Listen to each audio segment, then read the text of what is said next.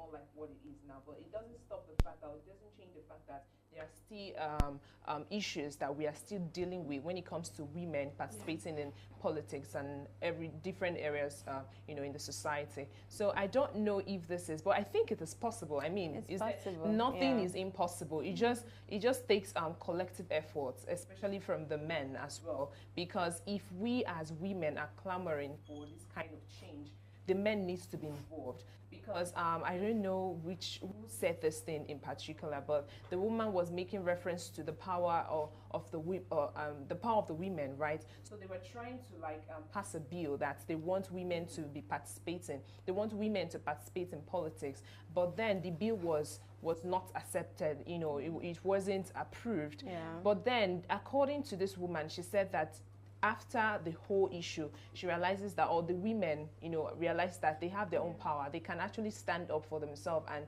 do certain things for themselves. So I think this takes collective effort from the men and also the women. But like I said, nothing is impossible. Yeah. Truly To add up to what you said, I believe all you said, but I think good governance is actually going to help a lot, like bring that solution closer to us. Exactly. I True. believe that Yeah. too, because you can't talk. There's just so much that we can do individually. Someone said that when you're clamoring for change, especially when it's political or it has to do with laws, you need to be a part of that room. You need to be in the room where these decisions are being made. So it's like it's like clamoring for change, and then you are just nameless and faceless. Like you are being anonymous. You are clamoring, oh, we want women to be more involved, and you are not contesting for any position. You are not coming up for any form of politics at all. So I totally believe that this is going to take a long while, and I also agree that good governance would bring that solution a bit closer. Yeah. Let's move on to. I'm going to let you people bring up like one of the obstacles that you think have hindered women. So this is mine. I think I'm going to go to lack of media coverage and gender-based stereotypes. Okay, we've already just said, let me just say lack of media coverage. Because if you look at it, there's just so much that the media can do as when we talk about development and improvement. Look at Peter Obi Daddy campaign. Everything started from the media, social media, right? So I feel that the representation that women get on the media is not enough, one, and it is not, I wouldn't even say it's not positive. There's a difference between the lack of something and it being not, being negative. I don't even think there is any media coverage. I mean, okay, let's take for example this election. We have women that are contesting for different positions, right? In Senate, National Assembly, what have you, states, yet we do not hear enough about them.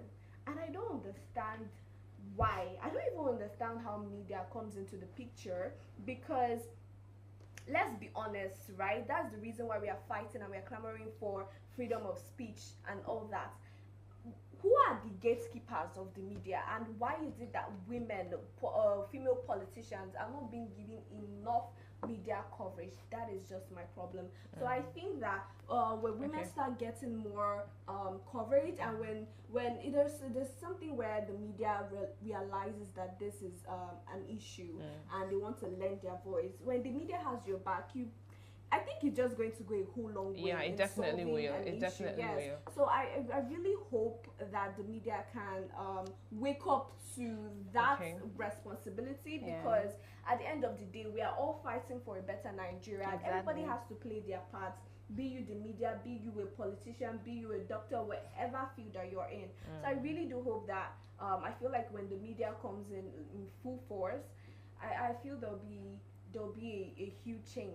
Can I add something to that? Okay. Okay, so about the media, right? I just want to chip this in based on an experience, not my own personal experience, someone else's experience. There are these 3 women of 4. I don't know if you know TVC, My View program, right? Okay. So people should know that. Yeah. So these women, oftentimes they come on air and they talk about different random issues, right? Current issues, whatever it is, they discourse about it. So they were having a critical discussion that triggered emotions and a lot of things. And when they were discussing, right, people came on social media and they were tackling these women.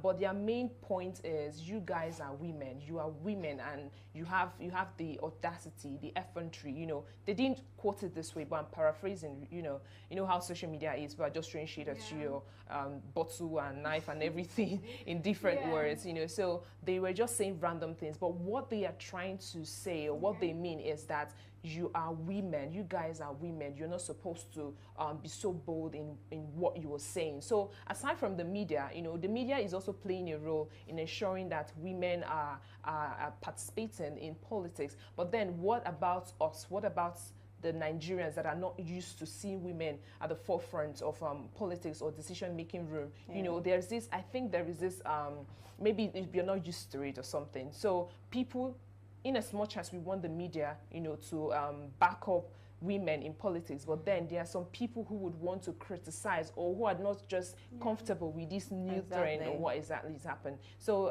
that's also part of it. I don't know. Well, I don't know. I don't know if that is okay. That is an issue as well. But let's look at Obidient and P2B, how he started. You know, when he started, it was not everybody that accepted it, that accepted the movement. They all thought that it was going to flicker in like 2 weeks or a month. They didn't know we were going to come this far. So I believe that if you want to start change, if you want to start something different, something new, of course there will be people who will not be able to adjust quickly to that change. It will take your determination to persist on that. So I feel like if the media are serious, I feel like they will keep bombarding us with these things, right? Do you understand what I'm saying? So I honestly believe that the media is not doing enough.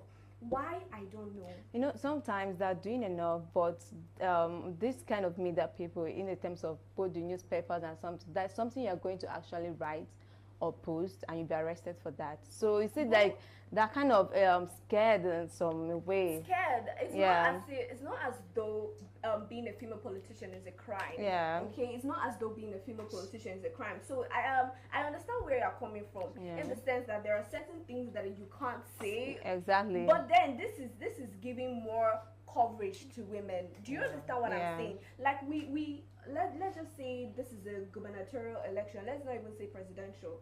You would see more of the male candidates.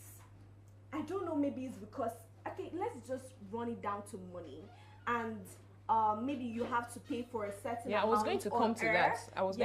So and that requires like huge financial capacity, which most of these female politicians might not have.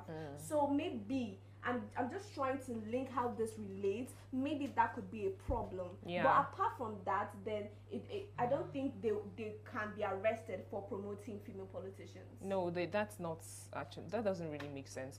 But then I wanted to add something to, you know, part of the reasons why women are not participating in politics. And you just said it, and let me stress on that, is the lack of campaign funds. You know, in Nigeria, I don't know if it's a general thing, but then there's this thing called godfatherism.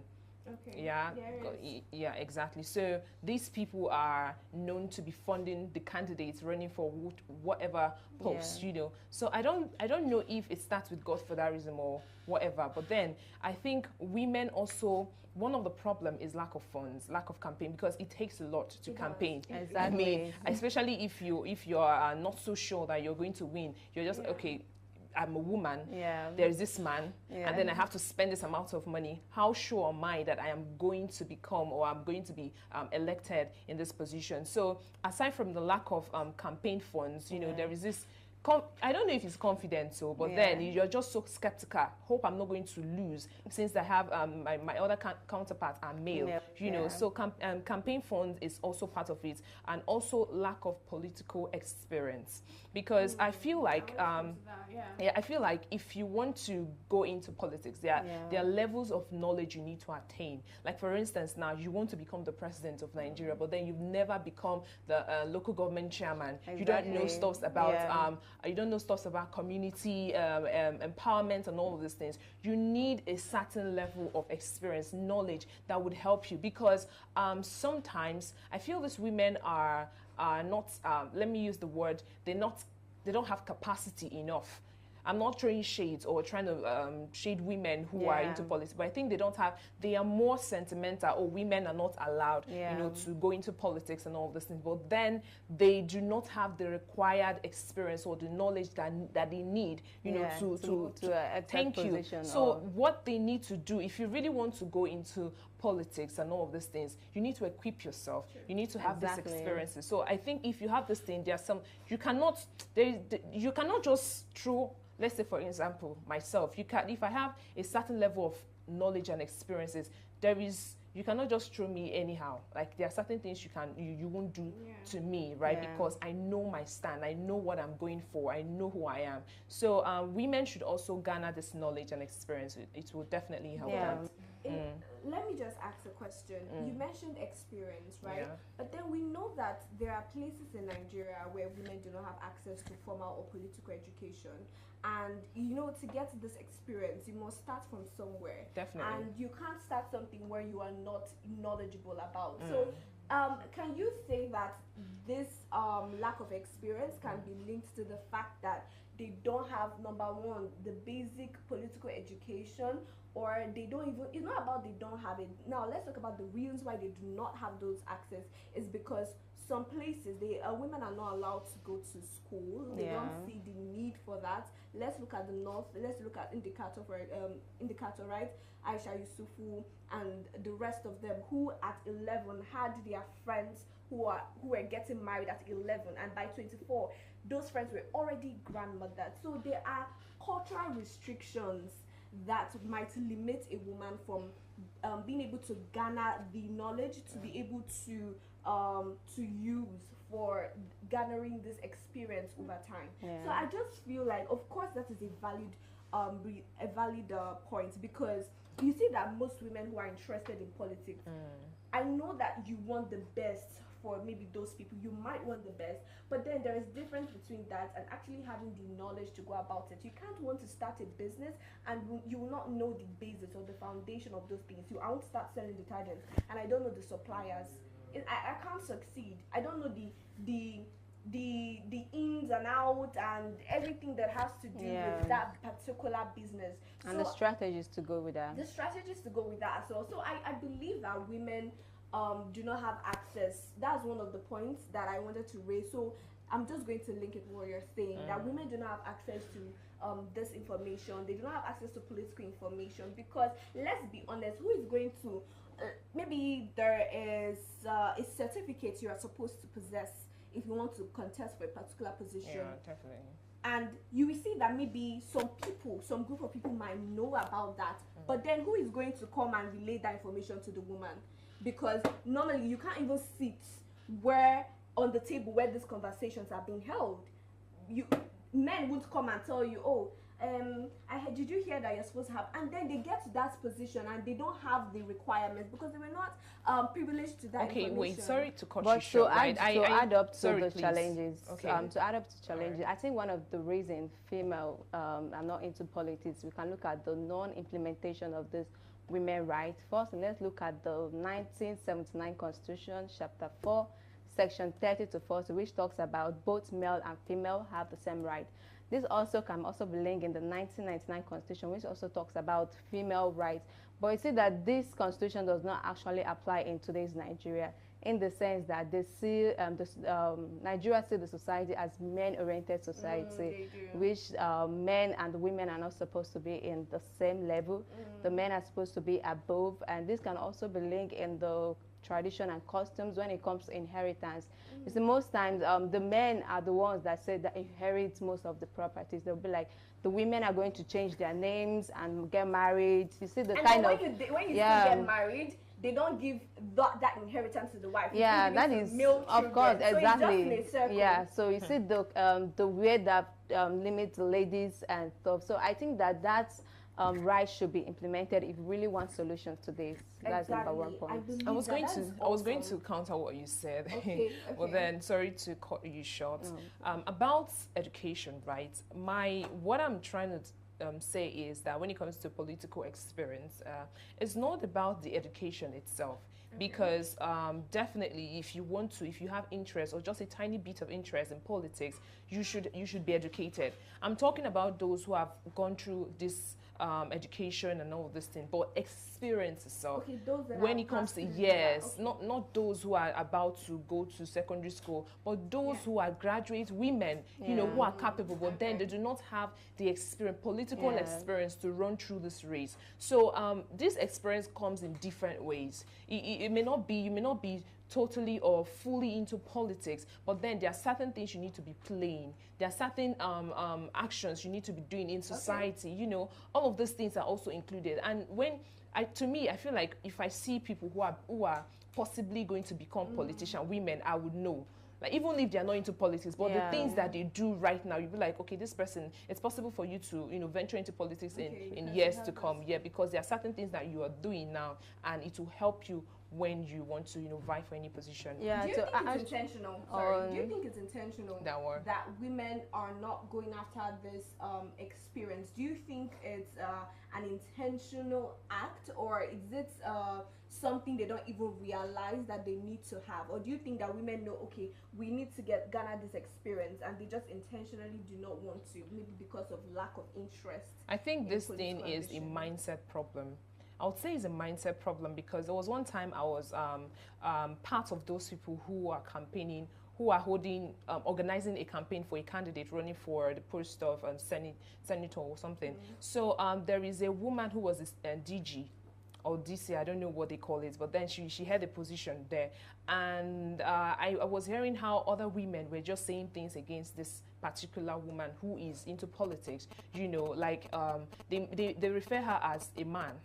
Like, they refer her as, because I think she's the only woman, okay, she was the only woman amongst all of these men who held that position and was heading this campaign, you know. So other women were just saying certain things like, okay, this woman is, I think she's a widow or something. So they referred her as, okay, because you are into politics, you are separating yourself from this feminist or I don't know how to put it, like, femininity and all of those things. You are trying to become a man, you're trying to shine your eye and show us that, yes, you have arrived, or you are into this thing, then everybody should respect you.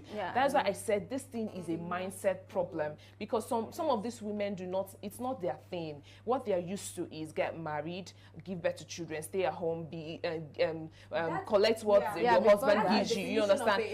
Exactly. Collect what your husband gives you. Whatever your husband gives you is what you have. You know, all of this thing. Don't drink for more. So when you see a woman thriving, it's I don't know, it's just like, it goes against what you know. Yeah, so you want to fight it. Exactly. But Jessica, I won't 100% agree with you when you talk about the mindset. Right. Most especially, these ladies have the mindset, but they lack the support that back it up. They lack a lot. Okay, for instance, my sister, she has a lot of experience on this political issue, but you see some people be like, she's a lady, don't go there. Some people are not ready to give the ladies the chance to support them.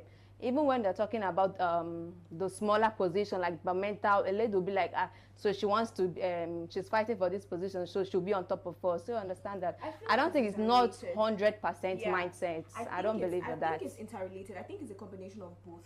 Because mindset and lack of support. Exactly. Lack of support is based on that wrong mindset. Exactly. It's the wrong mindset that births that lack of support. Because if you have the right attitude. No, I thought she was saying about as an individual, like having the mindset that this is the position. No, it's the people that do not have the right mindset towards. Because let's look at it from this way. If I have the wrong mindset concerning supporting a fellow woman in contesting for any political position, I would not support you. There are things that I would not do. I would not support you. In fact, I will even go against you because my head, you are wrong. You are wrong. You're wrong for the position already. For running for that position. And then this brings me back to a point that. But wait, okay, before moving out from that support, I also want to add more. One of the reasons that female are into having the challenges are the lack support from family, which is very important. We're having a discussion one time like that, and you're like, a lady who got married, she was saying that her husband did not want her to move into career politics ahead, that she is either she has to pick one, the marriage or the career. You said that the lady has to, I'm telling you exactly. So I think that one of the importance of this thing is like support. You have to give the lady the support that she fully wants. I will also link this back to my sister, which I said she was fighting for a political career like that.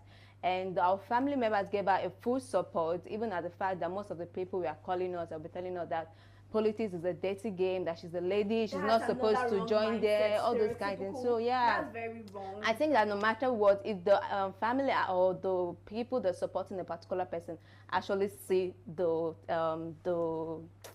if they see value in the individual, if they actually see the value in the individual and see the leadership in the person, I think they should actually support the person 100%. All right. We are going to talk more about mindsets, lack of support, family support, and all that. But we'll be going on a short break. When we come back, we'll be talking more on these topics. Do not go nowhere.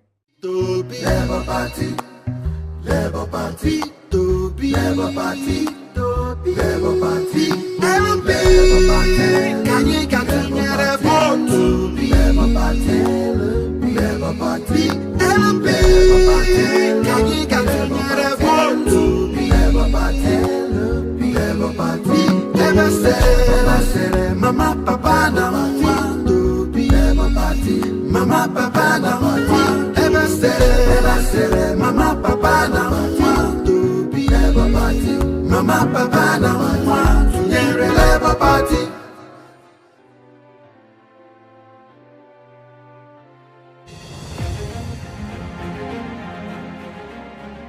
Mr. Peter Obi's administration built from scratch Chukwuemeka Odumegwu University Teaching Hospital with 25 building structures. His government funded transformation of massive infrastructural development, accreditation of 12 health institutions and 2 hospitals, and also built 10 maternal and childcare centers across the state. He is the first governor to purchase medical equipment worth over 135 million naira and 50 ambulances for the health sector in Anambra State, which remain functional till today. He built and equipped Dr. Jonwilo Heart Center in St. Joseph Hospital, Adazinnuku, where heart operations are performed. Anambra State is the first state in Nigeria to distribute more than 30,000 computers to secondary schools. Mr. Peter Obi distributed about 700 buses to secondary schools in Anambra State and built 200 primary school blocks. He donated the sum of 300 million naira to Anglican churches and 440 million naira to Roman Catholic churches to rehabilitate their missionary schools. During his tenure, he gave 1 million naira each to more than 160 first-class graduates. To promote the reading culture in the state, he went ahead to build a well-equipped library known as Prof. Kennedy Dike Library, Oka. He also rehabilitated the divisional library in Onitsha and gave 500,000 naira to each secondary school in the state to provide library materials. This boosted the student performance from the 26th position in Nigeria to the first position.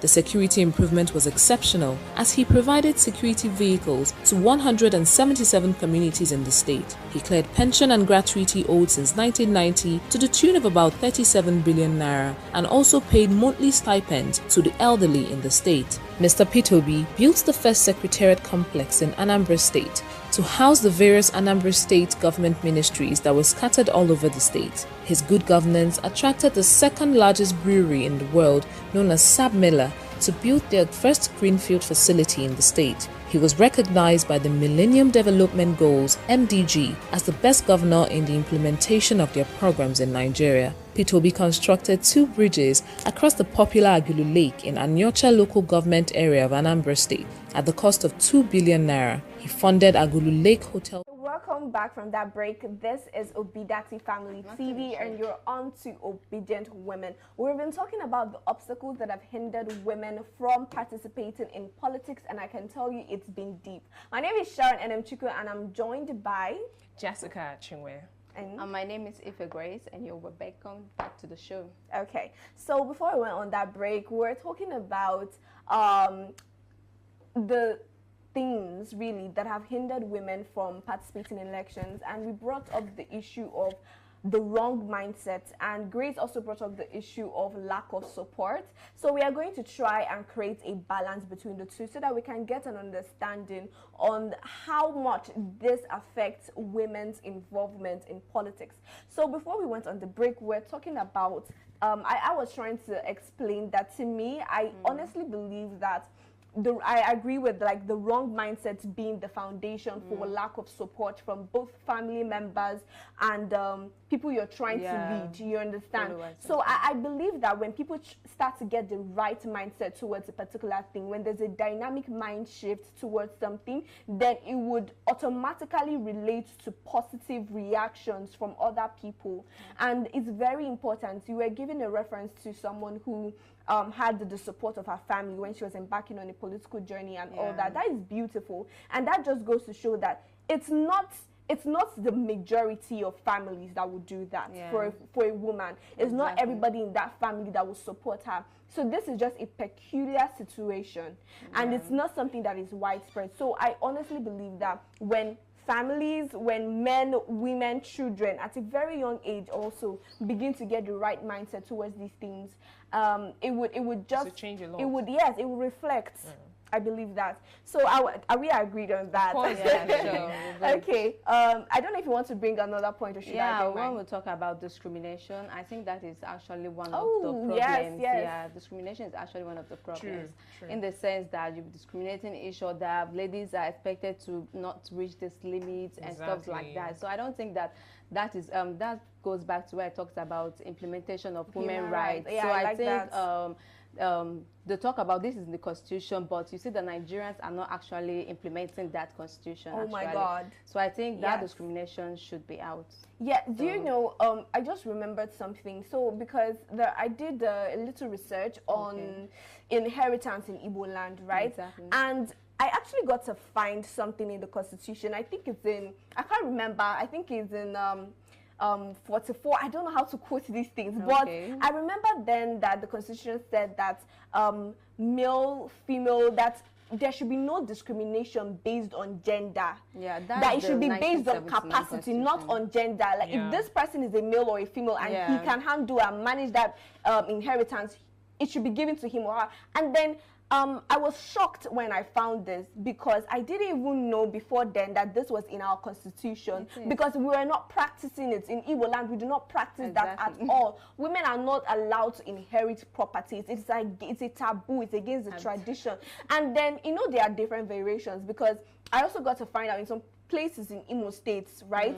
They have this kind, the women have sort of inheritance. For example, you get married, your mother-in-law has a piece of land, she can pass that piece of land to you. Yes, that's that. But then it's in very minor variations. That one is not inheritance. That is just very small. So it's really important that, and then I don't know what I would call a state that has a constitution they don't live by. That is giving me red flags. Nigeria does. Yes, that's what I'm saying. It's giving red flags. That is why we need a man that understands rule of law and would abide by it. Because most of these things that we're talking about shouldn't even be a discussion. It shouldn't even be on the table because it's there in the constitution already. I don't know if they turn blind eyes. Okay, when we're talking about the gender equality bill, I believe that's what you're trying to mention, the gender equality bill that wasn't passed. And I saw a video clip, right? And a man stood up and was explaining why he wouldn't support that bill, and he mentioned religion. Constitution, religion, how? Where? There is no way we can outcrop this thing. Like, it's not possible. That's one issue in Nigeria at the moment. If you are using, or if you are trying to implement a law, you must consider a person's religion. You must? Yes. You know, I'm just saying, like, because this is what it is. It's just like as a Christian now, right? They tell you that killing is not bad. I mean, if the person, like, there's some Muslim, there are Muslims that say that killing 7 virgins. Exactly. So you imagine, you see, right? So sometimes the law and the religious belief, they negate, and it's a problem in our country. But then I think this thing calls for deliberation. Serious. Exactly. Serious deliberation. I heard when someone was saying that you can't take away religion out from Nigeria. That religion is one of the problems that Nigeria is facing. So any problem, religion is always number one problem of it. Religion needs to be solved. It needs to be given the attention that it deserves, because then we see religion as sacred.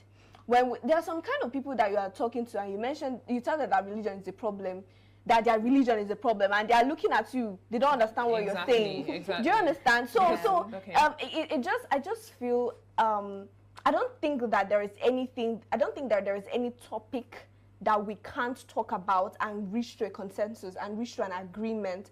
Religion is one of those topics. Exactly. And we need to talk. It's high time we start talking about religion and how it's affecting us, because it's doing us more. And then if you look at this, it's affecting the minority, and that is women and children, and it's not favoring us. Exactly. So it's until we begin to talk about these things, that's when people will start to pay attention. I mean, who even believed that there would come a day where young people in Nigeria, the so-called lazy Nigerian youth, will come out en masse to vote for or to garner behind a particular candidate? Do you understand? Everything has one day. Yeah. Everything will begin one day. Yeah. Everything will begin one day. So I believe that this discussion can actually, this change can start one day as well. And that's why I'm really happy, honestly, about the fact that it's Mr. Peter B that is going to win. I'm not saying if you are not here to tell me, we don't have a choice. you know what I mean? You are going to accept it. So I'm just really happy, because this is just going to change so much. And then you see that, of course, you're trying to link religion to our constitution, but then let's look at Mr. Peter B. Mr. Peter B is someone who is flexible, who is open-minded. Sure. We don't want leaders that are closed-minded. We don't want leaders that are narrow-minded. Mr. Peter B is someone who celebrates Salah. He's someone who embraces, no matter your religion, no matter your ethnicity. This is the kind of people that we want. We're not saying that your religion is bad, but then have the mind to accommodate other religions. Exactly. That's my only problem. That's what religion is all about, because there are some certain states you go to, I mean countries, right? Okay. You would see just one religion, you know. That would have been beautiful. No, it would have been beautiful, but then even if you see other religion in that state, they respect other people's belief and faith and religion, you know. But then this is why I like Mr. Peter Obi, because there was a time when he went to the Oni of Ife. I don't know how to pronounce his name, but then the king or the Oni.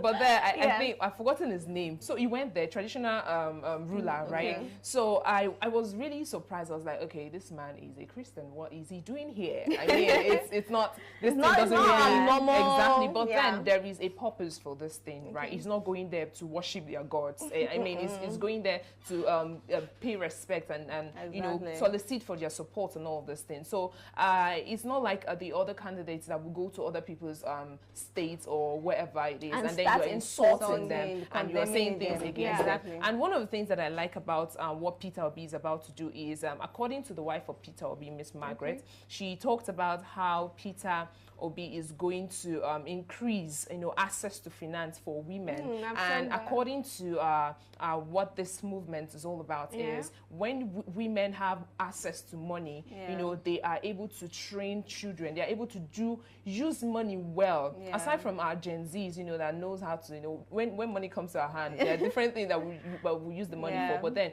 I'm talking about women, like mothers and people in the position of power, that when they have access to money, they can utilize that money well. And this is one of the targets of Peter Obi, you know, giving access, financial access to these women, and it will empower not just the women, the children and everyone you know, around them. I just like the fact that he's not just only supporting the women financially, he's encouraging them to do more. I'm telling you, imparting the knowledge on them. Exactly. I just like the fact that Mr. Peter Obi has shown interest in stuff like this, especially when it comes to women. So I believe that. And not just about showing interest. There's a difference. There's a clear line between showing interest and actually practicing that. And having the zeal. Yes, Mr. Peter B has done that in the past, and this is just. Of course, there's no saying that there's not even an atom of doubt that he wouldn't do that. I mean, he has said that countless times in different campaign lectures. He has practiced it, and then he will tell you, if you want to know someone's tomorrow, what that person will do tomorrow, you look at what he did yesterday. And his oppositions, right? What have they done? What did they do yesterday? Nothing. I like that. Nothing. They did nothing, my dear. And we're here for that. Okay, so let's look at, from my own point of view, the last point is violence from within and outside political parties, right? So when we talk about violence, there is something that you mentioned that I'm just going to just point out violence also means sexual violence, harassment, and objectification, just sexually objectifying women. Yes, do you understand? yes. And it's a That's real a big issue. problem, It right? is. Huh. It's a It You have to is, know though. Like you have experienced it. This I is know. Because it's a big Okay, issue yeah, at the it moment, is. and people are not talking about Exactly. it. I mean, We you should see, be talking you see about a it. woman, you see a woman, the first thing that comes to your mind is, okay, you want she's, this. she's beautiful, Yes. she's going to be good in this and that. Exactly. It doesn't make sense. You don't see a capacity You first. don't see. Exactly. I feel like this beauty, they've considered it's now a problem. It has now become an obstacle telling instead of you. an advantage. Because it is, when though. they see A you're a very beautiful beautiful woman, woman, yeah. I'll give you this, but you have to do this. and then that is Imagine. really, really sad. Let's look at what our president said. The outgoing president, he says that women belong to Zahoza room. Imagine. That is Imagine. that is the height. That's just to show you. That's just to that was just what he said, Yeah. right? But then he's the president of Nigeria. That means Yeah. he's the voice of many, I'm not telling you, all, right, but right. many other men Yeah. that believe that and then see women that way. So when we talk about mindsets, this is also another problem. Yeah. What is wrong with our Nigerian men? This is African mentality. Yeah, Let's I look think at I'm it. just trying to bring it down to us. Yeah. I This believe is it's funny, but then this is African men. Yeah. That is why there is something called mental emancipation. It is very critical. When you want to elevate from the norms, you need to think out of the box. You need to remove your attention from what people are So saying. you're saying men are not thinking? No, I'm not saying. Okay, no, don't put words in my mouth. Right? Okay, what I'm trying to say, as a matter of fact, not all the men. There are some men that are very, they're very supportive when they see women who are thriving through this, path, and I love that. I like it. So it's not generally about the men, but there are some certain specific men, like our former or current President Buhari. So yeah, that's just what it is. That's interesting. That's interesting because for real though, we have seen that. You said something about mental emancipation and all that. For real, to me, I just believe that there is just so much that we need to unlearn as a people, as a society, as a nation, As an individual. Yes, as an individual, really. Because when we talk about, we have this problem, people don't narrow it down to themselves. Nigeria has this problem, but then they see Nigeria as different from themselves. We are Nigerians. We are Nigeria. There's no other, because when we talk about, all right, I went to the bank. You that thought I went to one Valentine's Day yesterday. I actually went to the bank.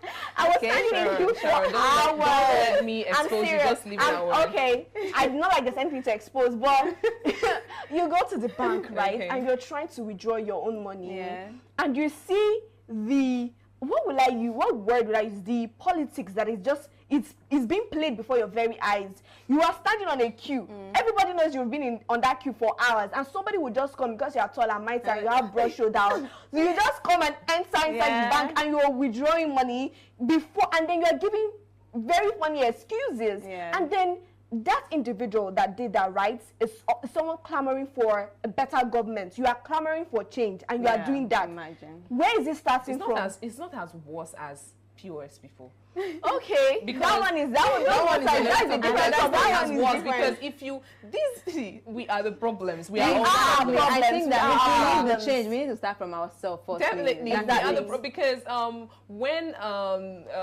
people are given opportunity, to do certain things, they want to stretch their hand and collect more. That's the problem of Nigeria. Every sector or every places that we are as Nigeria, we are portraying our Nigerianness. You go outside the country and then you're saying certain things that you're like, okay, this person is Nigeria. Even before this person is Nigerian. So we tend to portray our Nigerianness everywhere we go, and it's, like I said, it's all rooted in mindset. So I think a level of exposure is needed for us to get out from this space. And maybe fasting and prayer, because really we need fasting and prayer. Fasting and praying for years. I'm just joking. To add up to what you said, Jessica, about that mindset, there was this video I was watching. The guy was like outside the country, and the guy was like talking to the guy in the PS, like, is it working? The person like, this is not Nigeria. So that the person brought the mindset from Nigeria, bringing it down, like, is it working? Like, So for Of him, course. it's not supposed to work. Do you work. understand? So I You have think to like ask first. the change has to start from individual at first. Yes, Before any we other need to thing. start talking about, it's not about clamoring for Mr. P2B because, Yeah. right, when Mr. P2B gets on that seat and he tells you that you are supposed to earn hourly and people that will come by 9 and write that they came by 5 a.m. Exactly. They will not like that. That is So it. you have to start making this change. You have to start. They say that when opportunity needs preparation, right? Yeah, That's success success. counts. So if you want the success of Nigeria or Nigerians as a whole, we need to start preparing. Yeah. Start acting. Start attracting. There's a way you would there's how you would position your heart, right? There's how you position your mind, and then the things that you want will automatically come to course. you. Because Grab I the believe, opportunity I at believe hand. that if Nigerians have had this awakening years back, we will not be in the mess that we are in right now. Because before, everybody just thought politics, normal, that thing you said is a Yeah. dirty game. It's not for me. It doesn't affect me. It doesn't, Yeah. because this person died, that's not my sister that died. So of That course is it doesn't it. affect me. And then now it's affecting. If we had this mindset years back, we will not be in this mess. So I feel it's important that Nigerians start setting their hearts right, setting their minds right, and attracting good governance. Anyway, shout out to those that are already doing that, because I mean we have P2B, that means we've been doing something good. We have P2B coming out to contest for presidency, so we must have been doing some. So shout out to all of us, me especially. Is there any point that we want to No, add to this? Because I no. want to round. Yeah, you already said. I wanted to like say the last one, which is Okay. dirty. The mindset or the Okay. perception that politics is dirty. I mean, I to be honest, I used Yeah. to think that It's a politics is dirty dirty. game. We all did. Yeah, Really, exactly. most of us exactly. did. So yeah, I used to think that politics is a very, very dirty game. Like if my brother decides to go into politics, I'm go like, You're I'm your not- own man off I'm today. I'm not your sister, just in At case all. anything happens. But then Exactly. it takes, I think now it takes courage and it takes Yeah. a level of vision for you to enter into politics, because there's a revolution going on right There now. is. So politics has gone beyond dirty game to an opportunity to enforce change, to enforce what we want as Nigerians. So I love it. I love that Yeah. too. I love that. That is beautiful. That is deep. It is giving. It's P2B. excellent. Yeah. All right. Do you have anything to add, Grace? No. Okay. I think you guys have said everything Oh, for yeah. now. Yeah. All right. I think should we have a part 2? Definitely we should. Okay, we There should are a have lot a of part 2. points, There's man. just so much that we didn't even talk about. We didn't get to Yeah. exhaust today, but we are glad that we had this conversation. We are glad that we enjoyed. I don't know if you did, but I'm sure you I'm did. sure But we they did. enjoyed having this conversation with Yes. you all. It's been such an amazing time. Thank you, Grace. Thank you, Jessica, for always being here with me. It's a pleasure. It's a pleasure.